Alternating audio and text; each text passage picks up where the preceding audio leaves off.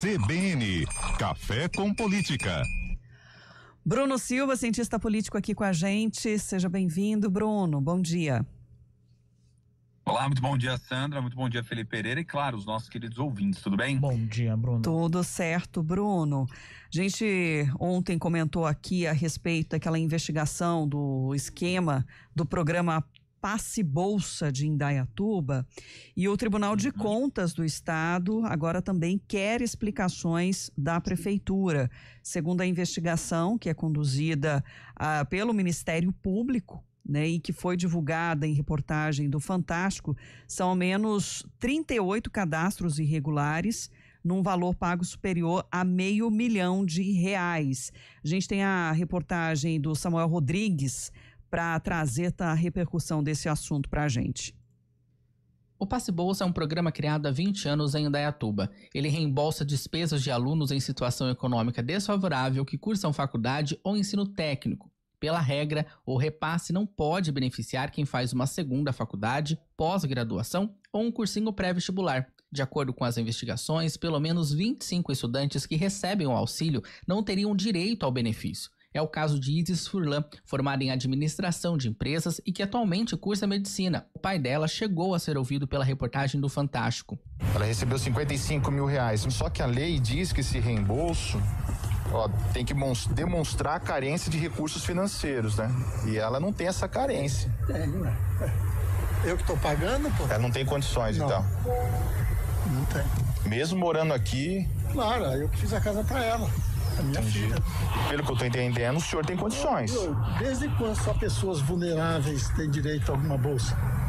Não, é porque a lei. Que lei? Conheço milhares de pessoas que na minha vida toda eu vi recebendo bolsa, que fosse ver direitinho, nem teria direito. Quer dizer, ela pegando esse reembolso não tá tirando de quem realmente precisa? Não, acho que não. Porque a prefeitura tem dinheiro, tem verba para isso. Outro caso investigado é o da estudante Samia Tuso, que recebeu quase R$33 mil de passe bolsa entre 2024 e 2025. Ela mora em um condomínio onde as casas são avaliadas entre 5 e 7 milhões de reais. Os pais dela disseram à reportagem que quando pediram a bolsa, não havia indicação de que o benefício fosse restrito a pessoas carentes. Em depoimento ao Ministério Público, o prefeito de Indaiatuba, Custódio Tavares Dias Neto, do MDB, afirmou que está em andamento um levantamento sobre os pagamentos indevidos nos últimos 2 anos. Segundo ele, todos os estudantes cadastrados neste ano se enquadram no critério previstos na lei. Mesmo assim, a reportagem do Fantástico identificou que a estudante de medicina Luana Scalit foi aprovada para receber o benefício em 2025. Ela mora em um condomínio de alto padrão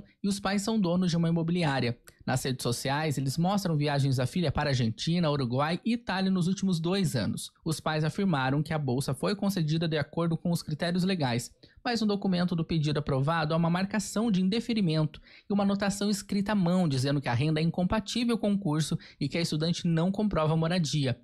O promotor Michel Romano, que conduz a investigação, diz que o Ministério Público identificou outros tipos de fraude. A gente tem visto também algumas questões claras de falsidade quando a gente trata algumas pessoas que falavam que faziam medicina, mas faziam psicologia, cujo valor era muito menor da mensalidade e recebia como se fosse o valor de medicina. Entre os processos aprovados pela Corregedoria Geral do município, há o caso de um aluno que estudava nutrição, mas recebeu bolsa para o curso de medicina.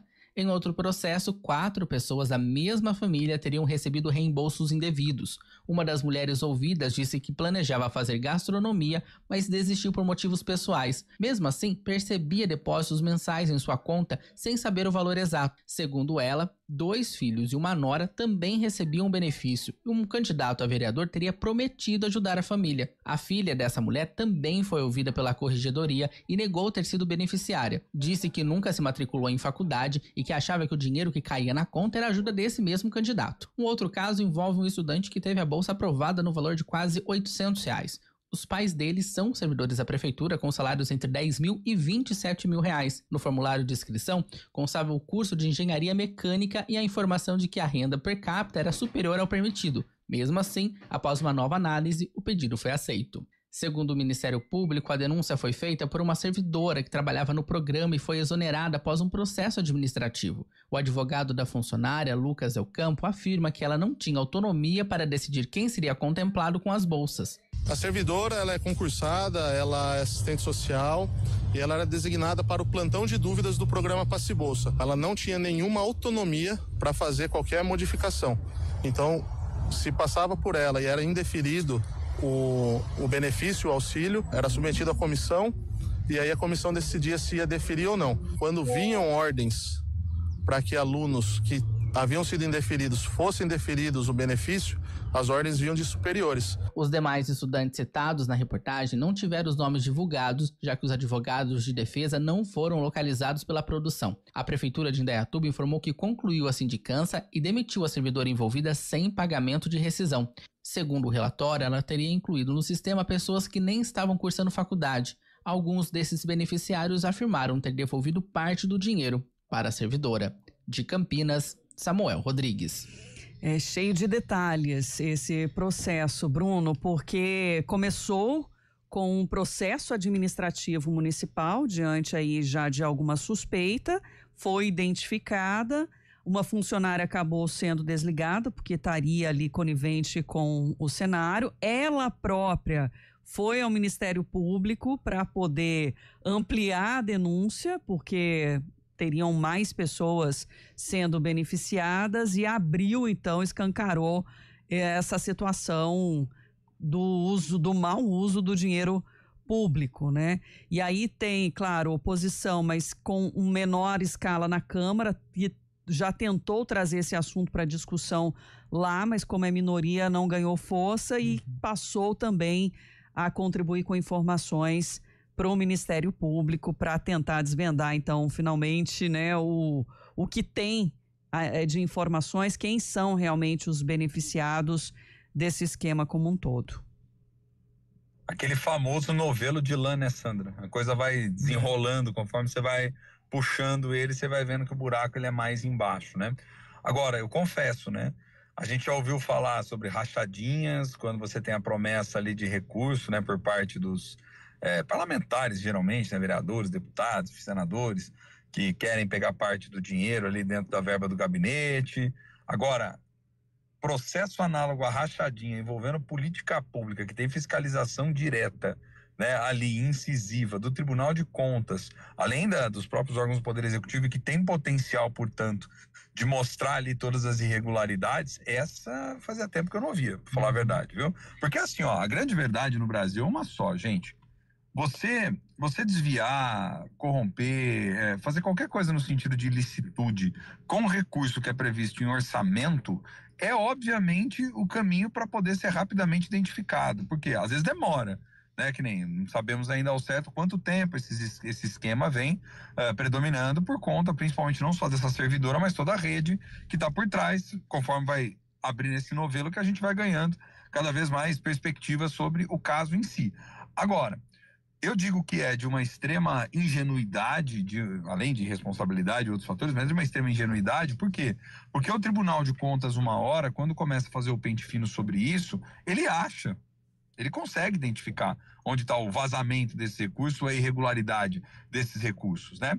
Então é o tipo de coisa que no Brasil hoje, desviar recurso de orçamento diretamente, que já está previsto para projetos, políticas específicas, uma hora a casa cai, como diz no popular. É mais difícil, obviamente, isso a gente já sabe, acompanhando todos os casos que envolveu corrupção, favorecimentos ilícitos e etc. nos últimos anos, quando o desvio vem principalmente de empresas ligadas ao governo, quando vem de subsidiárias, quando vem de outras instituições que não diretamente o recurso lá carimbado do orçamento. Então esse, mais cedo, mais tarde, acaba chegando. E o que está acontecendo agora nesse momento é justamente esse movimento, né? Ou seja, identificou a irregularidade, começou a puxar o novelo e verificou que por trás tem irresponsabilidade de servidores, ausência de fiscalização da política pública como um todo e, principalmente, né, as dificuldades associadas à transparência, né? Porque acho que esse é o ponto central. E aí a questão é, né, que o município teria pedido a devolução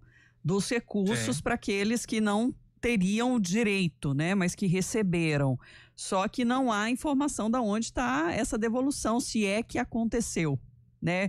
Oficialmente, exato, a prefeitura não tem conhecimento da devolução desse recurso. Então, aí fica também Vai judicializar, né? Vai judicializar, porque a justiça vai olhar e falar assim, tá, mas quem devolveu, de que forma, onde está a comprovação disso tudo, em que conta caiu, onde foi pago? Porque, gente, é o que eu falo, é irresponsabilidade atrás de irresponsabilidade nessa história toda, né, Sandra? É mais uma forma que a gente vê que, infelizmente, não tem nada de nova, veja, não tem nada de nova. Quantos e quantos casos nós já não ouvimos de políticas que são gestadas municipalmente, que envolvem recursos federais, recursos do Estado, que houve algum tipo de beneficiamento, pessoas que na verdade aparecem como laranja, ou às vezes aqueles que são irregularmente cadastrados como estando ali aptos a receber o recurso, que é o caso dessa denúncia específica, e que não estão habilitados para isso. Então uma hora a casa cai, agora a gente espera, obviamente, que a justiça possa responsabilizar essas pessoas para elas poderem realizar a devolução do recurso, né, que foi obtido aí de modo ilegal, que os servidores sejam, a exemplo dessa, exonerados, né, respondam aos processos, mas sejam exonerados, retirados, e que se faça agora um pente fino completo, não só nessa política, mas em outras também, que você tem ali ligadas principalmente ao nível federal. E um outro aspecto que a gente tem que notar, oposição local, às vezes, cumpre um papel que ele é um papel de suma importância quando a base governista, principalmente no legislativo, faz muita vista grossa e impede que as fiscalizações elas possam acontecer. Então é aquela história, você ser parte de um governo, dando sustentação ao governo, não significa que você vai dar um salvo-conduto para ele poder fazer absolutamente tudo que quiser. Então, muitas das vezes, quando as denúncias chegam, é preciso também, como é que fala? Ir mais atrás, investigar, né? É preciso você refinar essa história toda para poder jogar luz diante dela. É aquilo que eu sempre digo. Por exemplo, as comissões parlamentares de inquérito, que são voltadas a investigar justamente irregularidades como essa, elas não são instrumento de maioria no legislativo. Elas são instrumentos de minorias mesmo, que é para as minorias poderem fazer força, ter eco ali dentro da casa e poder investigar mais a fundo. Então a gente espera também minimamente que a partir disso que aconteça, que a Câmara abra uma comissão parlamentar ali de inquérito para poder verificar até onde está toda essa irregularidade, se está só nesse programa, se tem outros programas, enfim, se tem outras áreas também suspeitas diante disso tudo, porque é aquela história, quem faz em um não faz nos outros também, quem faz em um programa e os outros tantos programas que existem aí ativos, né, que exigem controle do município, começa a acender várias luzes aí de atenção a toda a classe política e a sociedade, né? Em Indaiatuba são 12 parlamentares e apenas 2 de oposição. Então vamos entender também se vai ganhar força e esse debate vai chegar, né, para, como você disse, nessa sugestão de uma CPI para investigar tudo isso, né? Se vão comprar briga aí com a situação, né?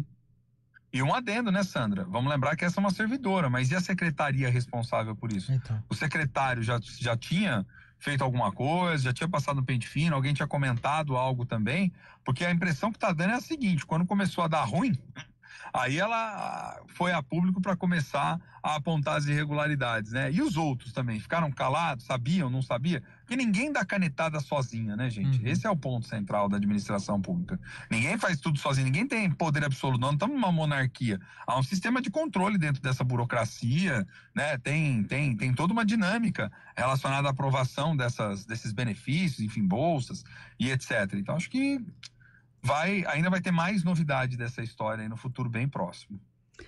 Bruno, eu sei que a gente está estourado aqui no tempo, mas deixa eu só trazer também o resultado da sessão da Câmara de ontem, que aprovou 2 projetos de lei do Executivo, um que concede a isenção de IPTU a loteamentos privados por até 4 anos e o outro atualiza a legislação de habitação popular, alinhando ela ao programa Minha Casa Minha Vida. O primeiro projeto, que beneficia loteadores, é apresentado como um instrumento de fomento urbano com responsabilidade, já que a isenção depende da entrega das obras de infraestrutura. Só que aí acaba reacendendo o debate de quem ganha e quem paga pelo desenvolvimento urbano. Aí, pensando na arrecadação, né? E também talvez na desigualdade que pode crescer, né, Bruno? É aquela história, né?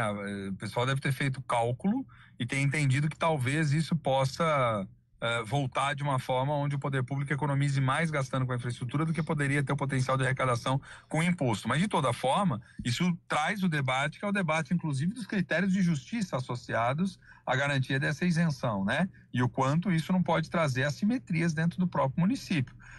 Já vi, viu, gente? Não é novidade também isso. Campinas não é, vamos dizer assim, um mundo à parte, uma jabuticaba nesse sentido, né? Por quê? Pelo próprio plano diretor, quando você tem novos loteamentos e tudo mais, você pode ter vias de mão dupla de alguma forma, né? Ou seja, olha, a gente garante uma isenção de imposto, mas em contrapartida quem está fazendo loteamento contribui ali para as melhorias urbanas, ou vai investindo na parte de infraestrutura. Agora, precisa entender os critérios que isso foi feito, né? Exatamente, e até em relação ao segundo projeto que atualiza as regras de habitação popular, que aí adequar a legislação à norma do Minha Casa Minha Vida, né, para ter a segurança jurídica às famílias de baixa renda, só que não traz assim instrumentos locais de política habitacional, nem amplia o alcance de programas sociais no município, né? Então fica aí com uma agenda urbana pendente, né, habitacional. Mais uma, que aliás a habitação é um dos maiores dramas que a gente vive no Brasil, porque com os valores cada vez mais altos, Sandra, para poder adquirir, taxa de juros persistentemente alta, né? O Copom essa semana já disse que não vai diminuir uma vírgula nada, isso incide diretamente naqueles que querem financiar a sua casa, né? Então, mais dificuldades no horizonte. Bruno, ficamos por aqui, amanhã tem mais. Combinado, gente. Um abraço para vocês e um abraço, Felipe, Sandra, queridos ouvintes. Até lá. Até amanhã.